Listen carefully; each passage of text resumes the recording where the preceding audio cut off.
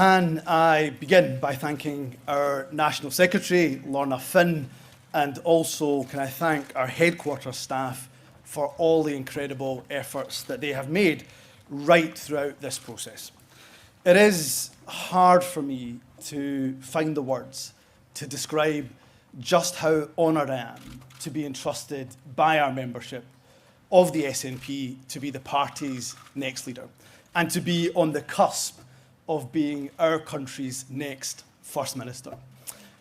Can I begin by paying tribute to my colleagues, both Kate and Ash? During almost 20 hustings, it's probably felt like we've seen each other more than we have our respective families.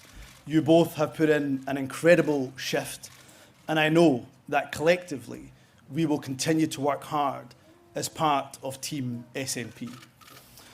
I am not just humbled of that, I most certainly am. I also feel like the luckiest man in the world to be standing here as the leader of the SNP, a party I joined almost 20 years ago and that I love so dearly. Friends, it was the late John Smith, and he got it absolutely right when he said, "The opportunity to serve our country is all we ask. To serve my country as First Minister will be the greatest privilege and honour of my life, should Parliament decide to elect me as Scotland's next First Minister tomorrow." And just as I will lead the SNP in the interests of all party members, not just those who voted for me, so I will aim to lead Scotland in the interests of all of our citizens, whatever your political allegiance. If elected as your First Minister after tomorrow's vote in Parliament, know that I will be a First Minister for all of Scotland, that I will work every minute of every day to earn and to re-earn your respect and your trust. I will do that by treating you, the people of Scotland, with respect. There will be no empty promises or easy sound bites when the issues in front of us are difficult and complex, because government is not easy, and I won't pretend that it is. My immediate priority will be to continue to protect every Scot as far as we possibly can from the harm inflicted by the cost of living crisis, to recover and reform our NHS and other vital public services, to support our well-being economy, to improve the life chances of people right across this country. I will move quickly to develop plans to extend childcare, to improve rural housing, support small businesses and boost innovation. I will bring forward reforms of the criminal justice system. I'll work with local government to empower our local authorities. And as First Minister, I will not shy away from those exceptionally tough challenges that require the difficult decisions. But where there's challenge, I will use it to also find opportunity. My government will seize the economic and social opportunity that the journey to net zero will bring. A country as energy rich as Scotland should not have people living in fuel poverty. The government I lead will renew and redouble our efforts to lift people out of poverty, to make work fair, to make our economy work for the people, and to ensure as we become a more prosperous country, we also become a fairer country too. And while I have had my fair share of battles with the UK government over the years, and there may well be some to come, I will work with them and other devolved nations constructively where I can in the best interests of our nation. I'm a proud Scot, and equally a proud European too, and Scotland is a European nation. We want to return to the European Union and play our part in building a continent that's based on human rights, on peace, prosperity, and social justice. To the people of Scotland, the SNP has earned your trust by governing well, by ensuring that your priorities are our priorities. As a party and as a government, we are at our best when we are radical and bold. And the challenges we face today, they require nothing less of us. That is what I promised the people of Scotland, if Parliament, of course, puts its trust in me tomorrow. Joining the SNP, for me, was an act of hope, but it was also a statement of intent.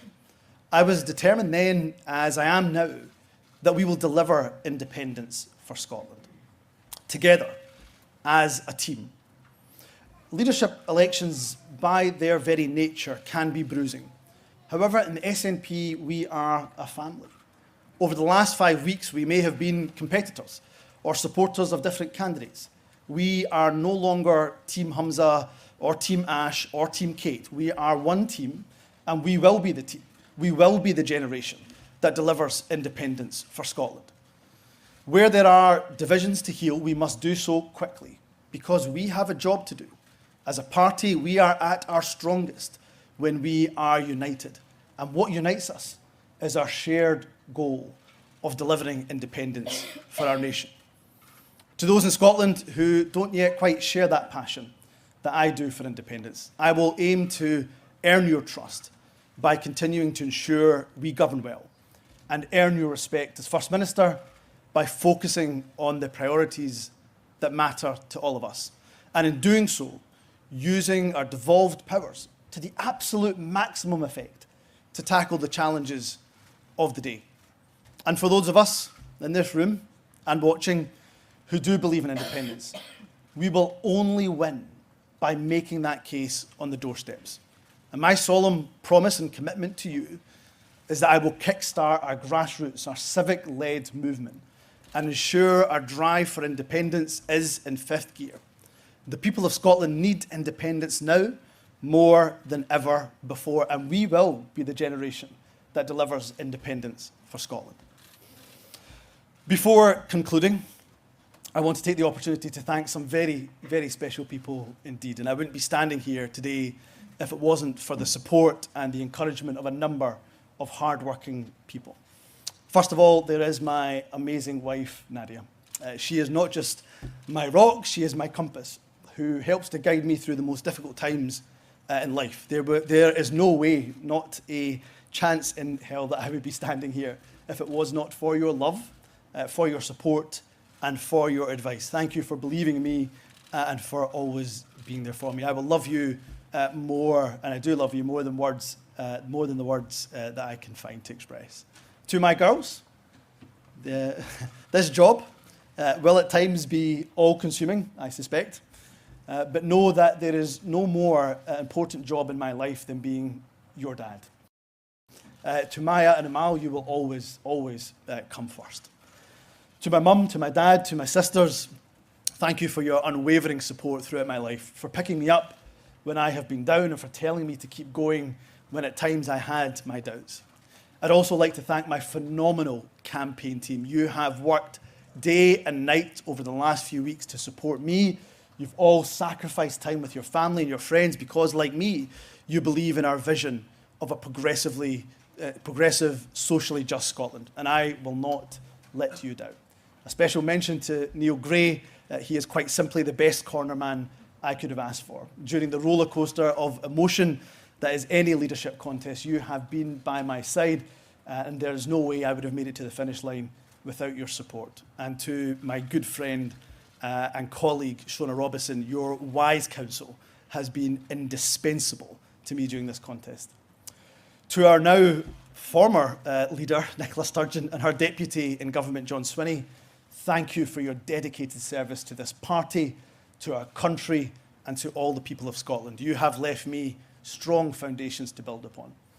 And thank you to my colleagues in both parliaments, across local government, and activists around the country who have been so supportive and so encouraging. I will ensure that I harness all of the talent across the party and across the country as I build that team that will take Scotland forward to deliver our nation's independence. From our brilliant MPs, led ably by Stephen Flynn and by Mary Black in Westminster, to our leaders in local government, as well as our exceptional group of MSPs in the Scottish Parliament, our Parliament has an array of talent right through its ranks. Our parliamentarians, our councillors, our activists, our members, all have a vital part to play on our journey to independence, as do our friends right across the independence movement.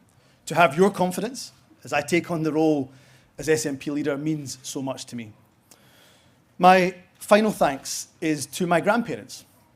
Unfortunately, they're no longer alive to see this day, but I'm forever thankful that my grandparents made the trip from Punjab to Scotland over 60 years ago. As immigrants to this country who knew barely a word of English, they could not have imagined in their wildest dreams that their grandson would one day be on the cusp of being the next First Minister of Scotland. As Humza Yousaf worked in the Singer sewing machine factory in Clydebank, as Rahmat Ali Bhutta stamped tickets on the Glasgow Corporation buses, they could not have imagined, as I say, in their wildest dreams, that 2 generations later, that their grandson would one day be on the cusp of being Scotland's First Minister. We should all take pride in the fact that today we have sent a clear message that your colour of skin, or indeed your faith, is not a barrier to leading the country that we all call home.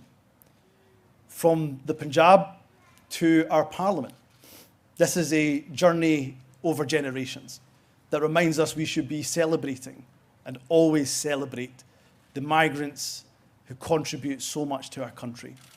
This is what drives my commitment to equality, that will underpin my actions as First Minister. Thank you for the honour of choosing me to be your nominee to become Scotland's 6th First Minister. I will dedicate every waking moment to serving you, the people of Scotland. Thank you very much.